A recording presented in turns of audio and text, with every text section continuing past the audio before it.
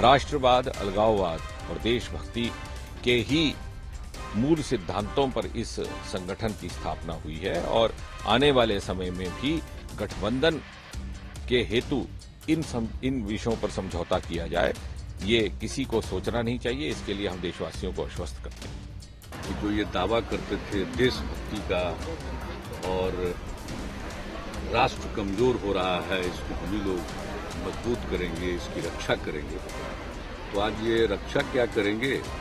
अब तक जो नहीं होता था वो सब हो रहा है। और राष्ट्रद्रोही व्यक्ति को इस तरह से रिहा करना और कश्मीर में वापस आग लगाने के लिए उसको इस तरह समर्थन देना, ये देश के लिए बहुत खराब था।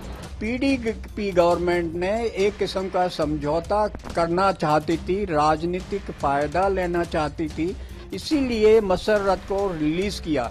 लोग कह रहे कोर्ट ने छोड़ा, पर गवर्नमेंट यदि पीडीपी गवर्नमेंट चाहती तो वो दोबारा उसी टाइम जेल में बंद हो सकता था। भारतीय जनता पार्टी ने जम्मू कश्मीर में सरकार बनाने की जिद की एवज में राष्ट्रीय सुरक्षा के साथ समझौता किया। ऐसे आतंकी को गिरफ्तार करके चौराहे पर खड़ा करके इसको फांसी लगानी चाहिए। हिंदुस्तान है, हिंदुस्तान के अंदर ये बर्दाश्त नहीं होगा। तरह की प्रतिक्रियाएं हमारे सामने आ गई है, लेकिन सवाल मसर्रत का है और मसर्रत हिंदुस्तान के लिए नासूर बन चुका है। वो नासूर आज घाटी में किस तरह से उबल रहा है वो भी हम देख रहे हैं और वही सवाल है कि आखिर ऐसे हालात में किस तरह से निपटा जाए, किस तरह से इस समस्या का हल निकाला जाए। सवाल बीजेपी के लिए भी है, सवाल कांग्रेस के लिए भी है, सवाल उन तमाम लोगों के लिए है जो इस देश में रहते हैं, क्योंकि ये समस्या जब हाफिज सईद पाकिस्तान में खड़ा होकर पैगाम देता है और हिंदुस्तान के लिए सवाल खड़े करता है तब इतनी बड़ी बात नहीं होती, लेकिन जब मसर्रत कश्मीर की घाटी में खड़ा होकर अगर हिंदुस्तान के खिलाफ आवाज देता है तो फिर सवाल उठना लाजमी हो जाता है कि हमारी सरकार आखिर क्या कर रही है और सरकार की नीति नियत में आखिर क्यों नहीं सवाल होना चाहिए। कांग्रेस नेता सुनील शर्मा जी भी चर्चा में हमारे साथ जुड़ गए हैं, लेकिन उससे पहले राजेश पंडिता जी आपके पास में आऊंगा, फिर कश्मीर विस्थापितों की बात करूंगा। राम माधव ने कहा था कि 370 का हल नामुमकिन है। अनुपम खेर ने कहा कि कश्मीर विस्थापितों के लिए अलग से स्मार्ट सिटी बनाई जानी चाहिए, लेकिन मुफ्ती मोहम्मद सईद ने कहा कि उसी घर में उसको बसा दिया जाए और अलगाववादियों ने इसका विरोध किया। आज जो कुछ कश्मीर में हो रहा है, आपको लगता है कि कहीं ना कहीं वजह वो रही है कश्मीरी विस्थापित पंडितों की एक समस्या है जिसको चाहते हैं कि वहां के अलगाववादी आप लोग दाखिल ना हो पाए? हाँ बिल्कुल, वहाँ के अलगाववादी चाहते हैं कि ये लोग यहाँ नहीं आए, क्योंकि अगर वो चाहते होते तो इतने सालों में हमारे लिए वो कुछ बात करते हैं, मगर वो जब भी करते हैं तो यही कहते हैं कि पंडित लोग वहाँ नहीं आने चाहिए। उनको पता है अगर हमारे को आज़ादी लेनी है या हमारे को कुछ भारत के खिलाफ कुछ कहना है तो हमारे पंडितों का होना बहुत जरूरी है। लेकिन आपको नहीं लगता नरेंद्र मोदी तो आपके वेल विशर है, कम से कम उन्होंने आपकी बात तो की, आपके नाम पर वोट लेके सरकार बनाई और अब कम से कम उस सरकार को चलाकर आप लोगों के लिए काम तो कर रहे हैं। हाँ, हम ये मानते हैं कि बीजेपी काम कर रही है और हमारे को आशा है, उम्मीद भी है उनसे कि वो हमारे लिए कुछ सोचेगी, बहुत जल्दी कश्मीर हमारे को वापस भेजेगी। उस्मान खान साहब जयपुर से हमारे साथ जुड़े हैं। उस्मान जी, आपकी राय जानना चाहेंगे? नमस्कार सर। नमस्कार सर, मेरे दो क्वेश्चन है। पहला तो ये कि इसका इलाज है, इसका इलाज पहला तो ये है कि जितने भी ये नेता है ना, जितने लोग जो गलत भाषण दे रहे हैं, इनको सबको बंद कर देना चाहिए। और इस्लामिक जो लोग होते हैं ना, वो जितने युवा लड़के हैं ना वहाँ के जो उद्यम करते हैं इस तरीके से, उनसे जाके बात करें, उनको अपने भारत के लिए बताया, अपने हिंदुस्तान के लिए बताया। ये नारे लगा रहा है पाकिस्तान जिंदाबाद, हम कहते हैं हिंदुस्तान जिंदाबाद, हमारी जान हिंदुस्तान, हिंदुस्तान के लिए जान। बिल्कुल यही उम्मीद करता है हर हिंदुस्तान का नागरिक, यही उम्मीद करता है, लेकिन ऐसा कश्मीर में क्यों नहीं होता? सवाल यह भी है कि कांग्रेस ने इस समस्या को पैदा किया और कांग्रेस की समस्या का हल 90 दिन में या 5 साल की सरकार में नहीं निकाला जा सकता, लेकिन कोशिशें की जा रही। सुनील जी, ऐसा क्या आप छोड़ गए, ऐसा नासूर क्यों पैदा कर दिया आपने? देखिए, अगर कश्मीर की बात करें तो ये एक बहुत लंबा एक मसला है, पूरा एक उसका तवारीखी, उसका एक पस मंजर है, एक हिस्टोरिकल उसका बैकग्राउंड है। तो उसके लिए आप ये नहीं कह सकते कि मतलब कांग्रेस के द्वारा जनरेटेड, और कांग्रेस ने तो उसके लिए जितने शुरुआत से हमने देखा है जवाहरलाल नेहरू से लेकर आपकी तमाम सरकारों को इसके लिए कोसा जाता है। नहीं, देखिए, आपको कुछ चीजें आपको समझनी पड़ेंगी, कुछ चीजें आपको स्वीकार भी करनी पड़ेंगी। आपको इस बात को स्वीकार करना पड़ेगा कि 1947 के आसपास जो सांप्रदायिक जो था पूरा देश का भर के अंदर एक माहौल एक बन गया था, और वहाँ पे इसको भी आपको स्वीकार करना पड़ेगा कि उसके कम से कम घाटी के जो 8 जिले थे वहाँ मुस्लिम बाहुल्य थे, और पाकिस्तान का उसका अलग नजरिया था। वक्त काफी कम है, मैं हिस्ट्री पे नहीं जाना चाहूंगा, लेकिन मैं आज के हालात की चर्चा चाहूंगा सुनील जी। आज के हालात के बारे में मैं आपसे निवेदन मसरत की रिहाई की अगर बात की जाती है तो डॉक्यूमेंट्स पहले साइन हो गए, नेशनल कॉन्फ्रेंस के राज में हुए और उस दौरान यूपीए की सरकार थी। नहीं, देखिए यहाँ मैं आपसे इत्तेफाक नहीं रखता हूँ। पहले आप अच्छी तरह एक बात समझ लीजिएगा कि ये जो पूरी जो समस्या जो आन पड़ी है, जो अचानक जो समस्या आ गई है, उसके पीछे बात है कि जब असैद्धांतिक या इमोरल जब अलायंसेज होने लगते हैं, वो अलायंसेज होने लगते हैं जिनकी नीति, नियत और सिद्धांत एक दूसरे से बिल्कुल विपरीत हैं, तो उसके परिणाम ये होने ही थे। आप ये देखिए, जिस दिन जो मुफ्ती मोहम्मद सईद शपथ लेते हैं, शपथ लेते ही वो थैंक्स बोलते हैं, धन्यवाद देते हैं, और धन्यवाद देते हैं सेपरेटिस्टों का, धन्यवाद देते हैं आतंकवादियों का। तो बात एक है कि आप जब एक अपवित्र गठबंधन करते हैं, तो अपवित्र गठबंधन करते हैं तो उसके परिणाम इसी ढंग के होने बिल्कुल लाजमी थे, बिल्कुल स्वाभाविक थे। तो बात एक है कि क्या भाजपा में उस दिन इस बात का साहस था जो अपने आप को 56 इंच की सीने वाला लगातार जवाब चाहेंगे आपसे कि वो आपके इस गठबंधन को लेकर सवाल लगातार खड़े हुए हैं। सीने की बात करते हैं। यदि कांग्रेस की 26 सीटें होती, जो स्थिति बीजेपी की है, और कांग्रेस की होती, तो क्या कांग्रेस पीडीपी के साथ गठबंधन नहीं करती? देखिए, बात है सत्ता और सिद्धांत। सत्ता और सिद्धांत की तो बात करो। उस टाइम कांग्रेस का सिद्धांत कहाँ गया था? मैं ये कहना चाहता हूँ, उस टाइम कांग्रेस का सिद्धांत कहाँ गया था? मैं दूंगा मौका आपको, पंडिता जी आपको मौका दूंगा। सुरेंद्र जी, नहीं, उस टाइम भी तो कांग्रेस की सरकार केंद्र में था, और क्या उनके पास उस टाइम 89 में कांग्रेस सरकार नहीं थी? आप अपने को करेक्ट कीजिए। जब कांग्रेस, जब वहां पे इंसर्जेंसी जब आई, जब डेवलप हुई, 89 के बाद डेवलप हुई है, कांग्रेस पावर से बाहर जा चुकी थी। आप इतिहास को आप तोड़ मरोड़ के पेश मत करिए। मैं पंडिता जी रोकूंगा, मैं सुरेंद्र जी से मैं आप जवाब लूंगा आपसे। सुरेंद्र जी से चाह रहे हैं कि इस मसले पर गठबंधन को लेकर पूरे दौर में सवाल खड़े हुए हैं। जब से पीडीपी के साथ गठबंधन हुआ, उसके बाद मुफ्ती ने शपथ ली जिसका जिक्र आपने किया, और उसके बाद के हालात लगातार, मसरत की गिरफ्तारी और आज घाटी के हालात, हर बार आपके गठबंधन को कोसा गया। दो बातें हैं, इन बातों को आप क्लियर सबको रखना चाहिए। मैंडेट क्या कहता है? लोकतंत्र है ना जी, बिल्कुल लोकतंत्र है ना। यदि आप केंद्र सरकार, यदि वहां पर राष्ट्रपति शासन कंटिन्यू करती, तो यही सब लोग ये कह रहे होते हैं कि वहां चुनाव हो गए, आप सरकार बनाने दो, आप हिटलरशाही चला रहे हो। तो वहां का मैंडेट ये कहता है, और बीजेपी को अवॉइड करके कोई भी वहां पर सरकार बन नहीं सकती थी।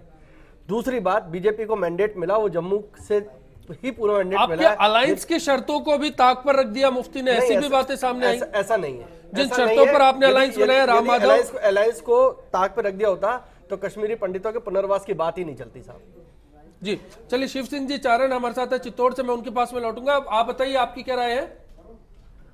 आपको जी, मैं बीजेपी वालों से पूछना चाहता हूँ, स्पेशली नरेंद्र मोदी जी से, कि उनका 56 इंच का सीना है।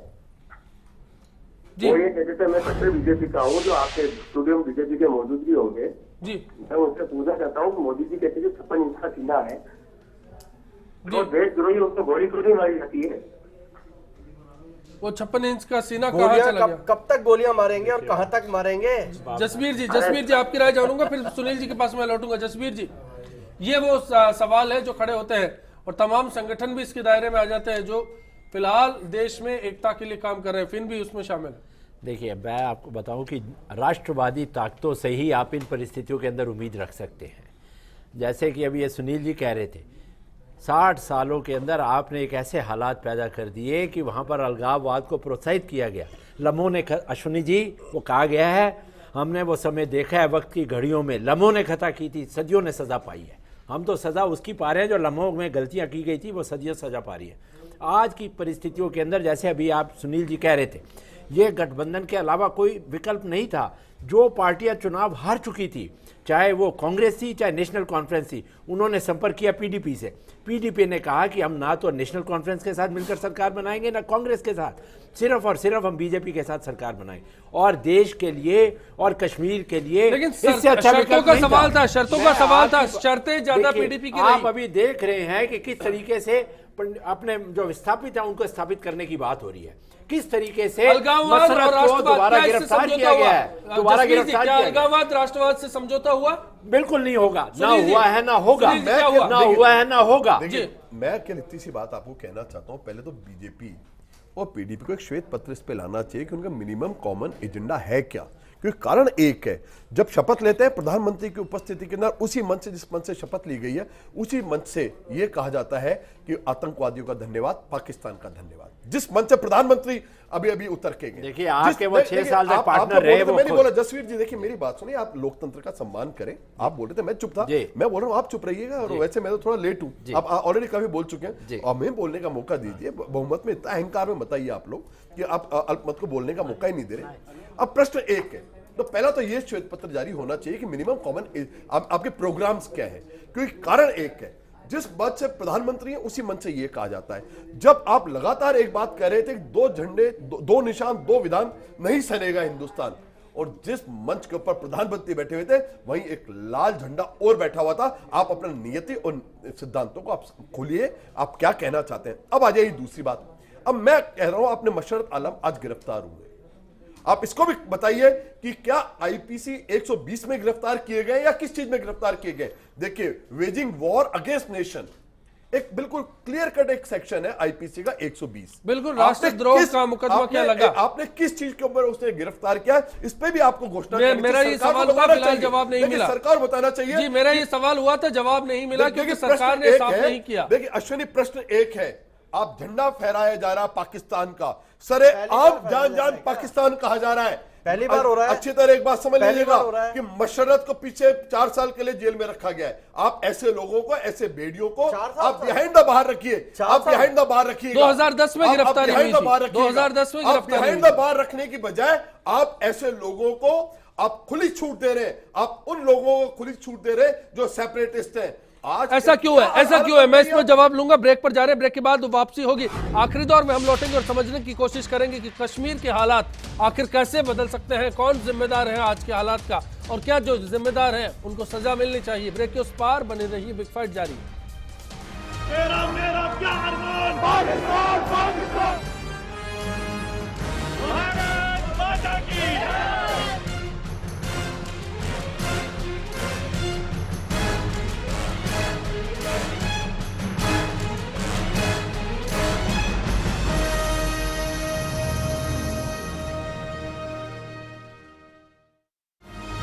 मेरा प्यार मान पाकिस्तान, पाकिस्तान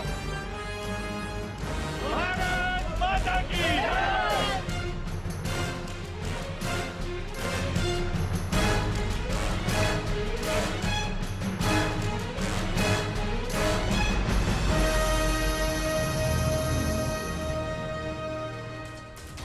ये 10 चेहरे आपको दिखे, एक रावण का कहा जाता है, वो रावण बन चुका है मसरत, और इसीलिए नासूर हमने कहा है। और क्या कश्मीर की समस्या का हल बीजेपी के पास है? ये सवाल इस बीच लेकर आए थे, और 43% लोग मानते हैं कि समस्या का हल बीजेपी के पास है, 57% इस बात से इत्तेफाक नहीं रखते।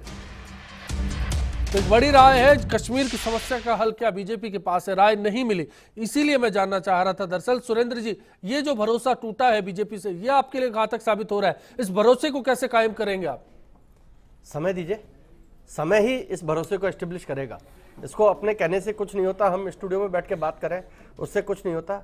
सरकार के जो एक एक करके देखिए, शुरुआत में शौकत अली साहब डीडवाना से जब जुड़े थे, उन्होंने कहा था कि राम माधव की लैंग्वेज जब आपने अलायंस किया था उससे पहले कुछ अलग थी, चुनाव से पहले कुछ अलग थी, लेकिन अब जब मसरत की परेशानी आई है तो बॉडी लैंग्वेज और बातचीत का अंदाज बदल गया। उनका भी यही कहना था जो आपने कहा कि पाकिस्तान का झंडा न तो पहली बार लहराया गया और न ही घाटी में पहली बार पत्थरबाजी हुई। नहीं, इसमें एक चीज मैं यहाँ पर स्टूडियो से सबको कहना चाहता हूँ, और वो ओझा जी ने वहाँ बीकानेर से कही थी कि ये बीजेपी, कांग्रेस, जनता दल, जनता परिवार, इन सब की समस्या नहीं है, ये देश की समस्या है, और पूरे देश को एक सूत्र के साथ, उस नजरिए के साथ देखना पड़ेगा, तभी जाकर के इसका इलाज निकलेगा। आप कश्मीर विस्थापित आज इसमें समस्या ये भी है कि क्या जम्मू के में हो रहा है, क्या ये क्या लद्दाख में हो रहा है, क्या? देखिए, फर्स्ट इंडिया का जो नजरिया, फर्स्ट इंडिया का नजरिया है कि आज जो हालात बिगड़े उसके पीछे कश्मीर विस्थापितों के पुनर्वास की सबसे बड़ी बात थी। जैसे ही कॉलोनी बनाने की चर्चा हुई उसके बाद से ये मामला बिगड़ने लगा।